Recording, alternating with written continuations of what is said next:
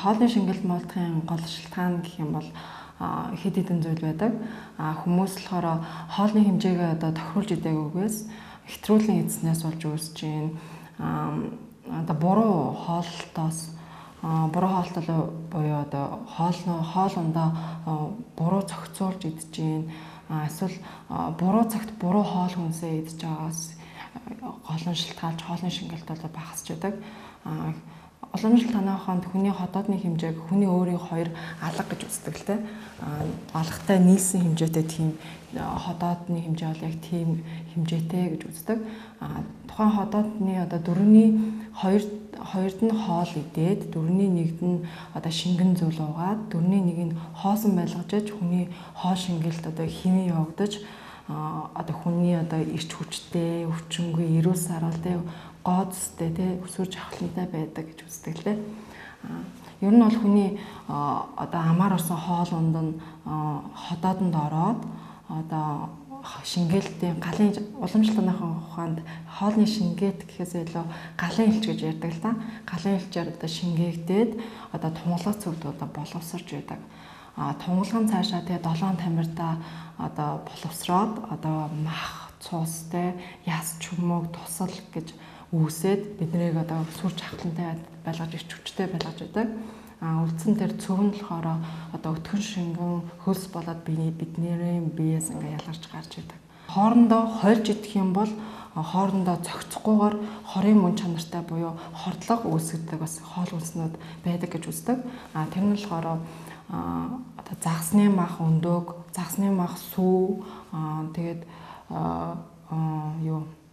тараг, дахианы мах зөв ингээд хоорондоо хольж идэхээр хорийн одоо үл цогцдог хоол шингээдгүй тийм хоол хүнснүүд байдаг. Тэрийг одоо хүн ингээ ховдогддаг ч юм уу те эсвэл нэг энэ тийм үдшилэг дээр ч юм уу те найз нөхдөөрөө уулзахдаа ингээд хоорондоо ингээд мэдлгүйгээр идчихдэг. Одоо бас ингээд дадуулаагүй үедэнүүд бас гэж бас байдаг. Одоо урд өмнө идж байгаагүй одоо манайх ч уур амьсгал одоо далаа малаа байхгүй шүү дээ.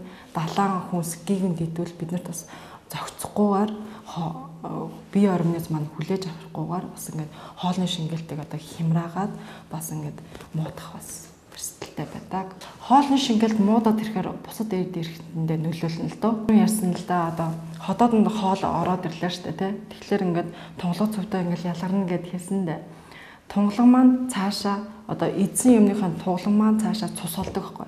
Илгэн дээр очиж цус олно. Тэр процесс муудах юм бол илгэний өвчлөл үүсэх магадaltaй гэж байна. Цусны өвчлөл үүсэх магадaltaй ч юм уу тий. Цусан дээр ингээ алдаа гарсан бол цаашлаад мах тий одоо яс юу гэдэг тэднэрд бас багасах байхгүй юу. Тэднэр чинь муудаад ирэх эрсдэлтэй байна гэж үзэж болох байхгүй юу. За үнэхээр хоолны хотоодны элч муутай хүн одоо ингээл тэрийг мэдгүй идээд байх юм бол бөөрийн өвч үүсч болж байна. Хотоодны өвчлөлөөс ялгаа салбарлаж гардаг одоо хавангууд усан хаан байж болж байна тий. Усан хаан, цайвар хаан, сууг хаан зэрэг өвчнүүд одоо үүсч болно. Хотоодч юм болохоор хоол боловсруулах гол эргэтэн гэж явах боловч бас өөр эргэтнүүд байж дээ. Элэг, цүс, нойр булчгаа бүгд л хоол боловсруулах системд тодорхой хэмжээгээр оролцдог гэж үздэг шүү дээ. Тэгэхээр одоо бүхэл одоо болзошгүй одоо элэг өвдлөө те цүс өвдлөө нойр булчгаа өвдөөд одоо хотоодонд бас нөлөөсөн байж болно шүү дээ. Эсвэл цөсөө хүмүүс ихвчлэн ахуулцдаг шүү дээ. Одоо цэсний хагалгаа нь орсны дараа одоо ингээ хотоод өвддөг болчлоо. Хоолны шингээл ингээ муудчлаа. Цээж хорсдог, хотоод хорсож өвддөг болчлоо гэд тийм зовёрууд илэрдэг хүмүүс бас байдаг. За өглөөний хоолыг өөртөө өдрийн хоолыг найздаа, оройн хоолыг дайсандаа гэдэг шүү дээ те. Тэр нь ер нь бол тохино. Өглөөний хоолоо сайн идэж явах хэрэгтэй. Шинэ тэжээлтэй хоол идэж явах хэрэгтэй. Өглөө босоод хүмүүс ус уудаг гэдэг шүү дээ. Хүүтэн зарим нэг одоо дэглэм барьсан те турах цаа хүмүүс бас тэгж ирдэг л те. Маш их хэмжээний ус уучихсан. Өглөө намайг хүүтэн ус өмнөх өдөр нь ингээд хонуулсан тийм усыг 2-3 литрийг гэсэн тийм дэглэм байна. Би тэр дэглэмийг одоо 3 сар барьсан гэдэг юм уу те. Тийм хүмүүс ирдэг байхгүй юу? Тэр бол муу, буруу. Өглөө тэгж болол их хэмжээгээр ус ууж болохгүй. Өглөө илгэнээрээ тэгж хонсон ус бүр ууж болохгүй байхгүй юу? Өглөөний хоолн дээр бол хөнгөн шингэт хэлбэр одоо каш ч юм уу те зутан ч юм уу ууж хэвшүүлэх зүгээр. Өдрийн хоолыг бол их сайн идэх хэрэгтэй. Гол тэжээлийг авч яадаг. Одоо 11 цагаас 1 цагийн хооронд гэсэн үг шүү дээ. 1-р хоол, 2-р хоол бүр сайн идэж явах хэрэгтэй. Гэхдээ их хэмжээгээр биш, яг хүнийхээ хотоодныхаа хэмжээнд тохируулан идэх хэрэгтэй.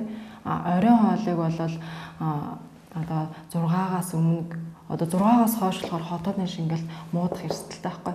Тэгэхээр тийм болохоор 7-аас өмнө л оройн хоолыг идэж явах хэрэгтэй. Гэхдээ их хүнд биш одоо шингэт хэлбэр хөнгөн шүл уугаад хоноход болно.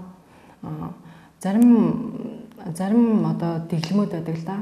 Байнга ногоо иддэг ч юм уу, байнга ус уудаг ч юм уу их хүйтэн чанарын зүйлийг удаан хугацаагаар идэхийг тийм зааварсан тийм дэглэмүүд байдаг.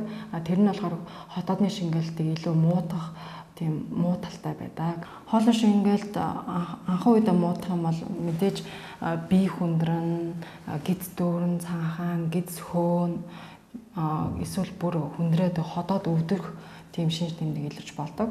Эхний хэмжээнд бол гидс дүүрээд хөөж байгаа тохиолдолд буцсан халуун ус уул их зүгээр. Буцсан халуун усыг зөвхөн балтаа хутгаад авал хоолны шингэлтийг илүү сайжруулдаг юм.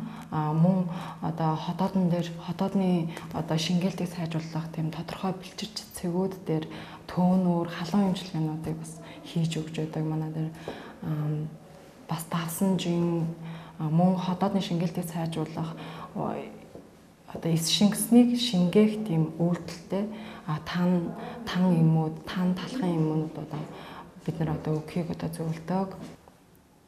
Ихэнх хүүхдүүд хоолны туршилт багтаа хүүхдүүд байдаг л да. Ихэнх хүүхдүүд яагаад бага байгаад байгаа юм бэ гэхээр нөгөөдгөө шингээж чадахгүй болохоор хүүхдэд хөвчлэн хоолны туршилт багтаа байдаг байхгүй. Тийм болохоор одоо гэрийн нөхцөлд тэгж зөвлөж болохгүй л да. Хүүхдэд одоо тийм юм өгч гэдэг юм уу те. Тийм эмчилгээ хий гэж зөвлөхөд бас хэцүү л да. Хүүхд бол заавал эмчэд үзүүлээд зөвлөгөө авч эмчилгээ хийх шаардлагатай. Гэхдээ бага насны хүүхдүүд бол маш олон төрлийн хүнд биеийг бол одоо зөвлөхгүй тухайн өвчнөд тохируулсан уухад ам хэлбэр тийм юмнуудыг одоо зөвлөж одоо явуулдаг бид нар одоо практик дээр. Ер нь бол зөгийн малтаа буцалсан халуун ус гэж бол зөвлөмөр байна. Буцалсан халуун усыг зөгийн малтаа яг час халуунаар нь уул их зүгээр байдаг. Хоолны дараа л усаа уучна гэсэн. Хэрвээ зарим нэг тэгээ турахыг хүсэж байгаа хүмүүс бол тэр зөгийн малтаа халуун усаа хоол ундныхаа өмнө уучдаг. Хоолныхаа өмнө уугаад тэгээ хоолоо идэх юм бол хоол нь илүү хурдан шингээд одоо жин хасах тийм даваа талтай байдаг. Мөн бас хоол эзснийхэн дараа бага зэрэг тийм одоо архи ч юм уу 50 г архи ч юм уу те дарс ч юм уу виски ч юм уу уучвал хоолны шингэлтэнд сайн нөлөөлдөг. Гэхдээ хотоодны шархлаатай ч юм уу те илэгний тийм хүнд өвчтэй хүмүүстэй бас болохгүй шүү.